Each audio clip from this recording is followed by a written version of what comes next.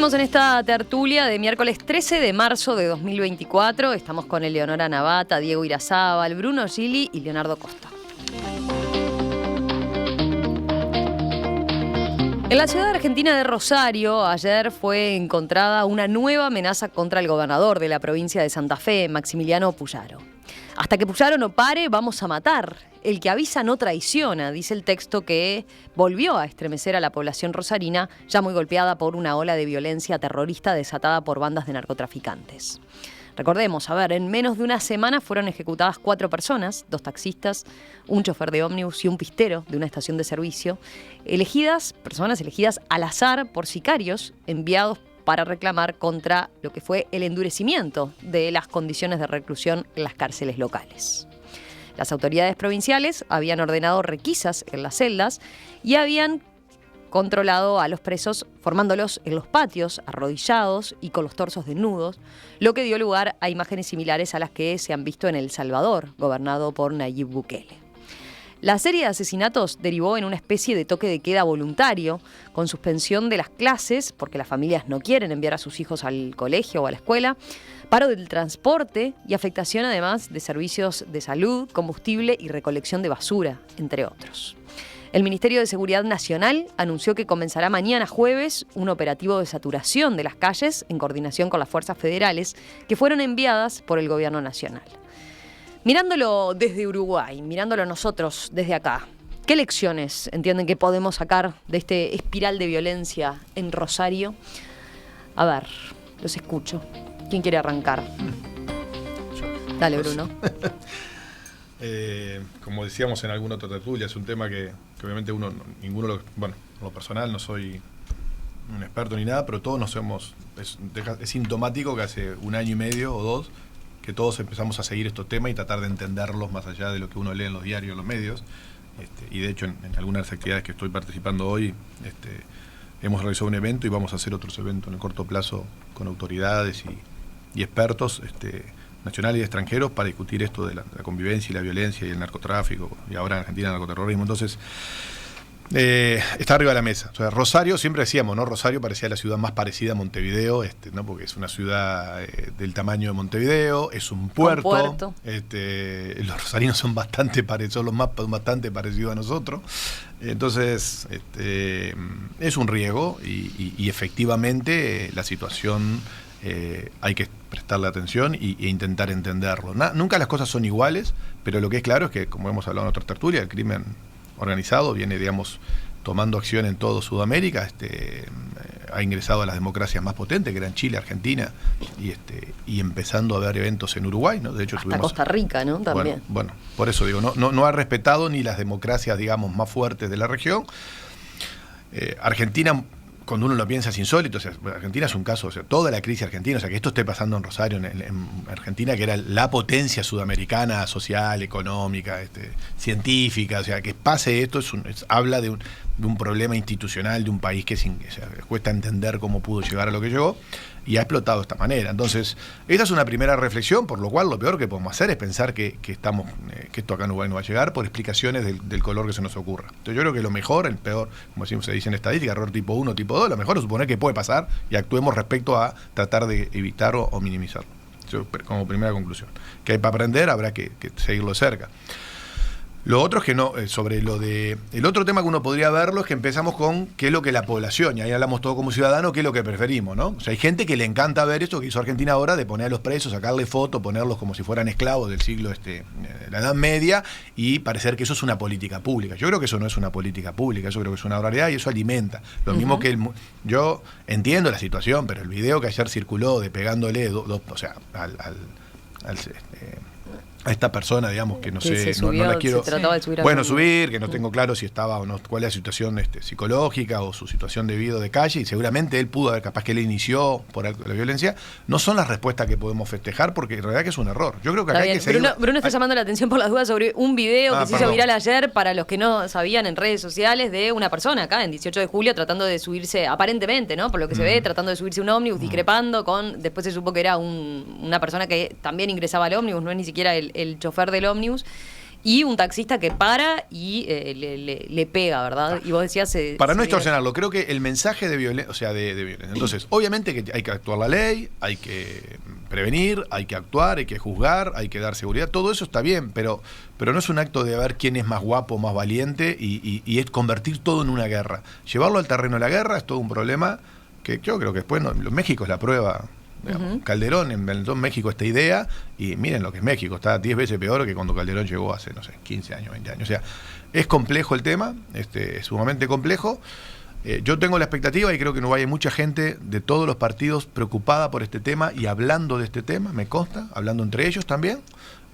Ha habido algunas no comento porque son confidenciales en el sentido que bueno, no le hicieron públicas, pero yo creo que existe ese diálogo, hay que promover que haya más diálogo de ese tipo entre todos los expertos y los políticos que están trabajando en estos temas para intentar tomar las decisiones que Uruguay va a tener para bloquearlo. Esa es mi visión del tema. Y no comprarnos y esperar que acá los actores políticos, algunos, no empiecen con que la solución es la violencia en tratarlos, porque lo que produce, porque cuando yo acorralo a alguien contra la pared a un punto tal, bueno, si lo que me queda es vos o yo, bueno, carabina las palas de mi mano, digamos. Entonces, es complicado. Yo creo que Argentina demuestra eso, entonces es insólito. Y bueno, yo creo que merece el tema que en Uruguay se discuta. Todavía tenemos posibilidad de discutirlo abiertamente, con tranquilidad y sin soluciones fáciles, que no las hay. Vamos con Diego a distancia. Bueno, también yo creo que es importante, nunca hay que deslindar los procesos locales de lo que pasa en el mundo, y mucho menos en el mundo acá al lado, cerquita, ¿no? Cruzando el charco, como decimos, ya es una realidad que vos decís, estamos a tiempo de frenarla en Uruguay, que pase, que llegue a ese extremo. Uno optimistamente debe pensar de que sí. Pero bueno, hay que actuar rápido. O sea, lo de Rosario ya es obviamente una descomposición que viene de hace años. Yo me acuerdo, hubo un gobernador de Santa Fe que estaba mirando un partido en la casa y creo que eran como 21 balazos que le encajaron en la casa. Un gobernador en ejercicio de Santa Fe, no me acuerdo el apellido ahora de él, año 2013, por ahí. Y después se dio que eran los narcos. Y ya se hablaba de bueno, cuántas noticias hubo de policías procesados por soborno, fiscales, o sea, había toda una connivencia, policía, políticos, narcos, a la cual evidentemente yo creo que gracias a Dios no hemos llegado. Pero, o sea, lo cierto es que ese narcotráfico fue en Rosario erosionando desde la base. Hablaban en Argentina como el puntero político tradicional del conurbano, de las zonas más pobres, empezó a ser sustituido por el jefe narco, cabecilla narco. Tal cual. ¿No? Cambió hasta la política en ese sentido también. A ver, los gobernadores creo que ayer hicieron una declaración que decía algo así como, el titular era, ¿decide el Estado o deciden las mafias? ¿Viste? O son ellos o somos nosotros. A ver, y yo creo que también hay algo de eso. Bueno, vos o nos imponemos unos o nos terminan de comer los otros. Hace 30, 40 años atrás, cuando la salida de la dictadura vuelve la democracia a nuestros países, ¿no? La cuestión era, bueno, había una frase de uno que decía, o los demócratas acaban con la crisis económica, o la crisis económica acaba con la democracia. Los argentinos decían en el 83, bueno, para que haya democracia, para que haya desarrollo, tiene que haber democracia. Era aquella frase de Alfonsín de con la democracia se come, se cura, se educa, no sé qué, ¿no? Hoy es al revés, dicen, para que haya democracia y tiene que haber un desarrollo, es decir, hay que bajar los niveles de pobreza, la de desigualdad, de generar ciertas condiciones, porque de lo contrario, esto acaba con la democracia. Entonces, yo creo que en Uruguay estamos a tiempo porque me parece que no hay una connivencia claramente entre, me parece, la policía, el poder político y estas bandas criminales, ¿no?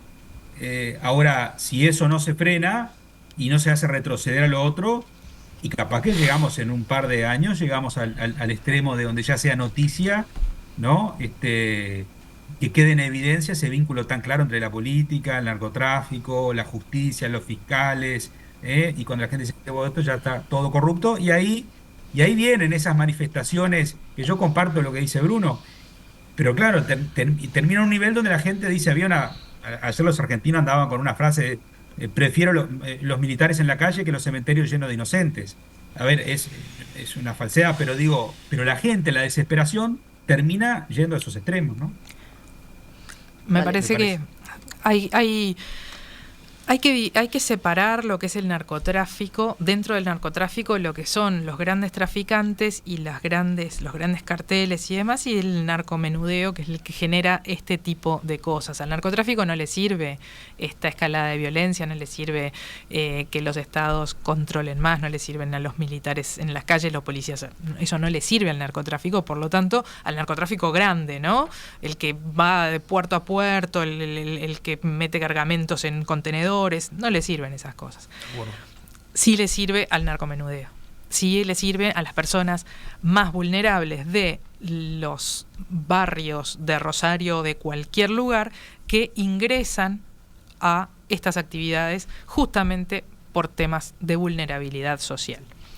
Entonces, ¿cómo se ataca esta situación? Yo la verdad que no lo sé. Si lo supiera, no sé, me candidataría a cosas, pero no lo sé.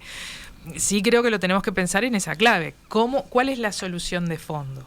A corto plazo hay una solución. ¿Cómo parás con la violencia? Porque a corto plazo lo que tenés que resolver es la violencia. La violencia, que los chiquilines puedan seguir yendo a la escuela, que pueda haber transporte, Sí, para que reparar se en eso, ¿no? reanuden Porque estamos hablando de una las ciudad actividades. que se retrajo totalmente al nivel, ¿no? Había varios titulares que lo comparaban Claro. con la situación que se vivió en pandemia, hablando de ese tema, porque está aterrorizada, ¿no? ¿Y qué Porque haces tiene cuando la miedo. gente se retrae y cuando vos vacías las calles? ¿Qué pasa cuando eso sucede? Pasa que las calles las ocupan el narcomenudeo, las ocupa la violencia. ¿Por qué? Porque vos las dejaste. Entonces, ¿quién las ocupa? El crimen. Y ese es el gran problema y el gran dilema. ¿Cómo resolvemos que la gente vuelva a las calles, que las actividades se tornen normales en medio de este caos de violencia? Porque a largo plazo sí hay que tocar otros lugares, ¿no? No vas a resolver el tema del narcotráfico, del narcomenudeo a corto plazo. Sí, también hay que pensar a largo plazo si esto que hicimos hasta ahora sirvió. Yo creo que no. Y por eso es que me parece que cada vez con más fuerza en el mundo se habla de la regulación de algunas drogas que hoy están prohibidas. Tiene que ver con esto, pero la regulación de las drogas no va a solucionar el problema de la violencia a corto plazo. No va a devolver a la gente a las calles, no va a devolver el servicio de transporte como era cada día. Entonces ahí está el dilema, un problema que hay que resolver ya y otro que hay que pensarlo con mucha más cabeza que con el que se viene pensando hasta ahora. ¿Que debe haber represión? Sí, claro, por supuesto, el delito debe reprimirse. Ahora, ¿cómo? Porque también acá había un tema del cómo. Cuando empezó a haber o se empiezan a manifestar algunas cuestiones cuando dentro de las cárceles se toman ciertas medidas. Y además entonces ahí, hay que ver el cómo. Lo que decía Bruno, ¿no? Eso, ayer lo hablábamos con un periodista rosarino y con nuestro corresponsal Fernando Gutiérrez, lo que señalaba es, ha pasado en otras partes del mundo, ¿no? Cuando ajustás ahí, apretás esa perilla, capaz que lo que estaba disociado, ¿no? Bandas hasta en distintos lugares del país, las terminás uniendo, ¿no? Y se unen porque tienen esa preocupación, ¿no? Que a todos le vaya por ese lado. Y entonces ahí tenés otro punto de desafío. Nico. A ver, yo creo que lo primero, si a Montevideo o al Uruguay le puede pasar lo que está pasando en Rosario, la respuesta es que sí. No hay nada que indique que no.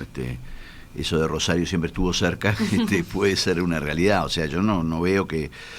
Tenemos que mirar el fenómeno con la posición de que eventualmente no estamos ajenos al problema y que ese problema se puede dar en Uruguay. El sistema carcelario en Uruguay es una bomba de tiempo, y por tanto hay que mirarlo así. Después, el otro tema es la respuesta que está dando el gobierno argentino, y ahí es donde me parece que hay que tener más cuidado, porque esa respuesta casi bukeleana, que es lo que pretende dar la ministra de Seguridad, no va a salir bien, no puede salir bien. Porque para que Bukele le saliera bien, negoció con las maras. O sea, hizo un negocio con el crimen organizado para decir, bueno, a esta gente la vamos a tener así, pero ustedes sigan con un negocio de otra manera. Y eso es un dato real. Entonces, esta lógica de llevo todos los últimos recursos del Estado como una cuestión, casi en una expedición mediática,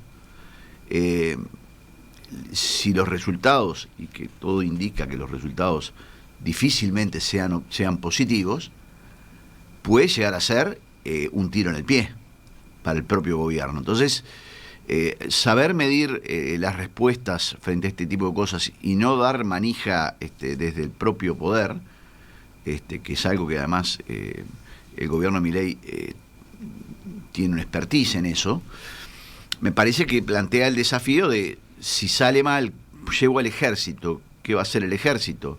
Llevo a todas las tropas que hay para llevar, y la ministra se instala ahí como si fuera la garantía de seguridad, y no sale bien, y digo, si uno tuviera que estar en las apuestas, los boletos dicen que no va a salir bien, por lo menos los números de la apuesta indican que el ganador va a ser el otro. Me parece que es un desafío que le puede ir la vida al propio gobierno. Entonces, yo no sé cuál es la respuesta, como decía Eleonora, obviamente, pero esta no parece ser, o sea, llevar el conflicto al máximo de acorralamiento entre las partes, lo que va a pasar es que aumente la violencia en vez de disminuir. Sí. Sí, es un tema. El problema cuando llega a situación límite, esto como cuando en finanzas alguien me decía, yo siempre ponía el mismo ejemplo, cuando, mirá, si vos llegás al viernes a endeudarse, tener préstamos, digamos, es un activo, ¿no? En el momento, si yo quiero dar mi negocio, mis actividades, si quiero adelantar un consumo porque tengo algo para disfrutar hoy, si lo veo del lado personal. Ahora, si llegás al viernes a las 6 de la tarde, salías a descontar cheque diferido, el primer prestamista que controla, tenés un problema. No sé si vamos a encontrar una solución. Ya capaz que llegaste demasiado tarde. Esto es más o menos lo mismo. O sea, estoy tirando cheque diferido a las 5 de la tarde del viernes a un primer prestamista que te me cruza. Entonces, ese es el problema. Uruguay no está en esa situación. Lo que tenemos que hacer es que no llegue a esa situación, ¿no? Eso es lo que creo, y por eso ahí es un compromiso del sistema político, y yo tengo buen aspecto, soy optimista respecto a esto. Yo respecto a que efectivamente va a haber cierta voluntad de hablarlo y de negociarlo y que no sea un botín meramente electoral. Hay algunos personajes, no estoy faltando respeto, algunas personas, algunos políticos que bueno tienen un discurso un poco buqueliano, no sé cómo le voy a llamar, me parece un error, pero yo no lo siento que hoy es mayoritario. De hecho, yo siempre vuelvo a lo mismo, a mí me parece que el enfoque, que el nuevo ministro del Interior, cuando habla de que es un enfoque dual, de que tiene que trabajar las causas, y a la vez prevenir y reprimir, me parece que es el informe muy real, el tratar de ponerle la mayor cantidad de evidencia posible. Hoy hay varios trabajos, ya están publicados, de investigadores sobre el tema del narcomenudeo, que yo comparto lo que dicen, pero si cuando entra a la cárcel se complica, porque ahí ya no organizan. Lo increíble es que eso que decís vos es real en el barrio, porque están distribuidos. Pero lo que pasó en Brasil es que una vez que lo pones en la cárcel se organizan y entonces ahí sí se conectan con el de arriba. O sea, es un fenómeno bien complejo, y bueno, Petit ya ha hablado 2 millones de veces y todos somos conscientes de la situación crítica que Uruguay tenemos en nuestras cárceles. Entonces, yo creo que la instalación de la violencia me preocupa, porque de hecho estas investigaciones que el otro día me comentaba el propio ministro en una reunión que muchas de estas violencias no son ni por narcotráfico, se empiezan a matar por problemas que son vinculados a otro tipo de problemas, relaciones vinculadas a no que te estafé, vos me estafaste a mí con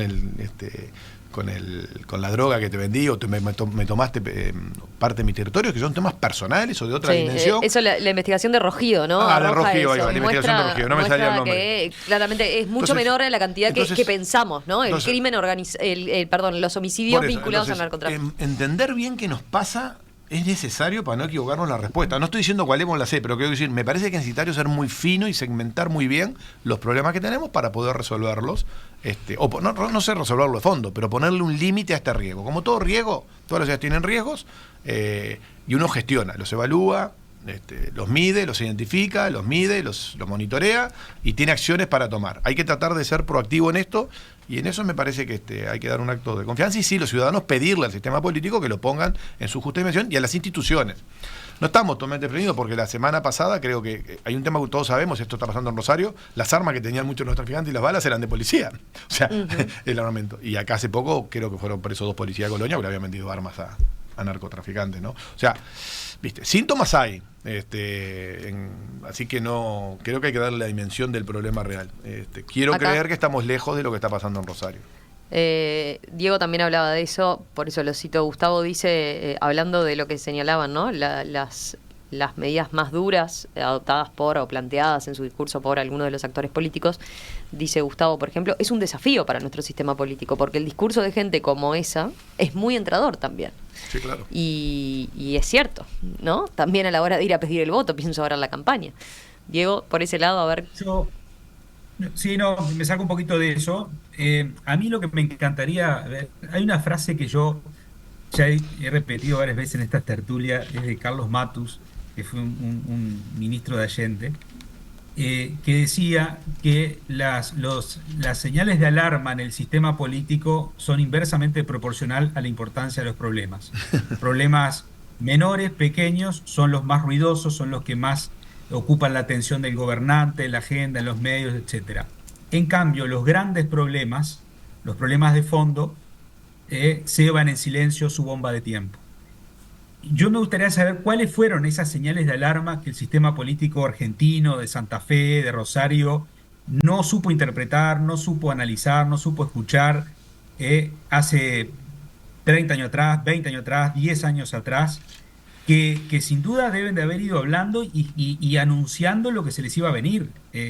Hay informes también, por ahí leí, de las tantas cosas que uno lee de esto, que la DEA ya les había advertido a la policía de Santa Fe de que lo que iba a pasar cuando se instalaran los laboratorios y las cocinas caseras de droga ahí en Rosario, y un montón de cuestiones que iban a pasar y cómo eso iba a afectar la corrupción, la policía, etcétera, lo que iba a significar la socialización del consumo, ¿no? El narcomenudeo, las bandas familiares, ¿no? Los clanes familiares disputándose el poder territorial, como que se les advertía de todo. Y a veces yo creo que es un tema que pasa mucho en nuestra sociedad, en nuestro sistema político, ¿no? Las señales de alarma de los temas de fondo, de los problemas que se nos vienen, y bueno, si los comparás con otros, no hacen el mismo ruido. Y después ya es tarde. Después ya llegás a Hay que los oyentes gobernadores hacen... que bueno, citan en la señal de alarma, la primera, así como que tienen recuerdo, es lo de aquella expresión de Julio Guarteche, ¿no?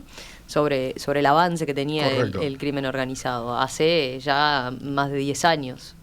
Y lo citan, digo, por lo que decías, ¿no? Claro. De que en su momento Está bien, y uno... pasó. Y bueno, y uno espera que lo que hablábamos recién hoy de la pandemia, cómo el valor de la ciencia y de los técnicos ocupó un rol más importante en la toma de decisiones. Y bueno, y me imagino que en este tema yo quiero creer que los equipos técnicos de los candidatos con posibilidades reales de llegar a la presidencia y de los partidos más importantes y estén más allá del discurso político y de la campaña que se nos viene y todo el circo que se nos viene en una campaña electoral, que hay mucho circo, en el fondo haya un diálogo transversal, generar consensos, ver, che, ¿qué hacemos con este problema? Porque si no, en un par de años estamos como Rosario. Quiero creer que existe ese diálogo, ¿no?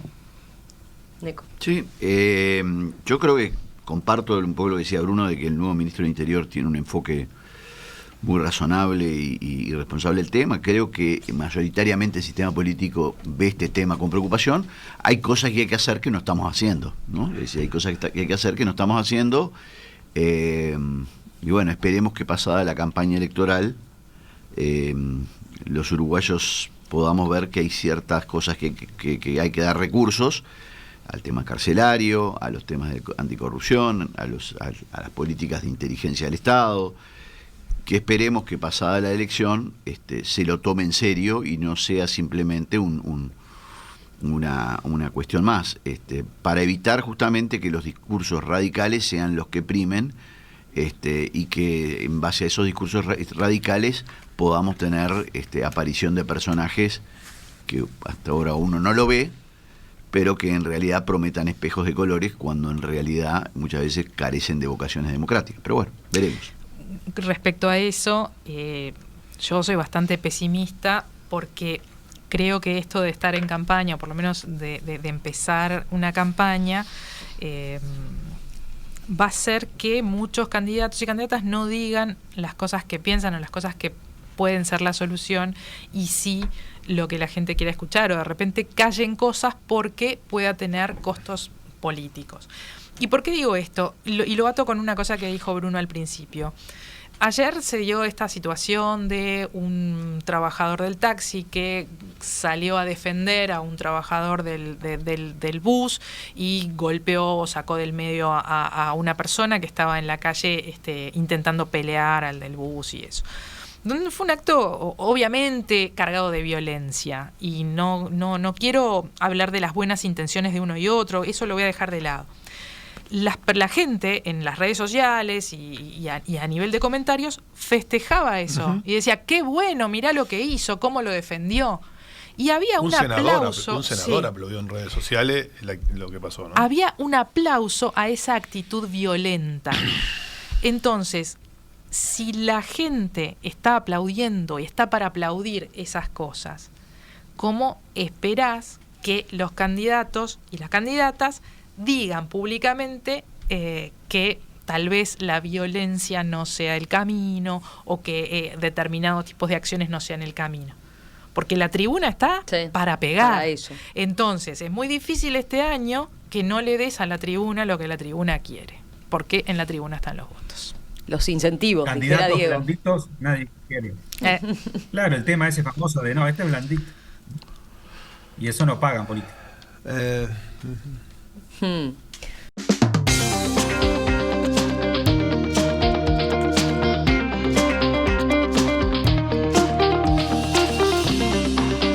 Diego Irazábal, Bruno Gili, Leonardo Costa, Eleonora Navata, gracias, gracias a los cuatro como siempre y nos reencontramos la semana que viene. ¿Cómo no? Saludos.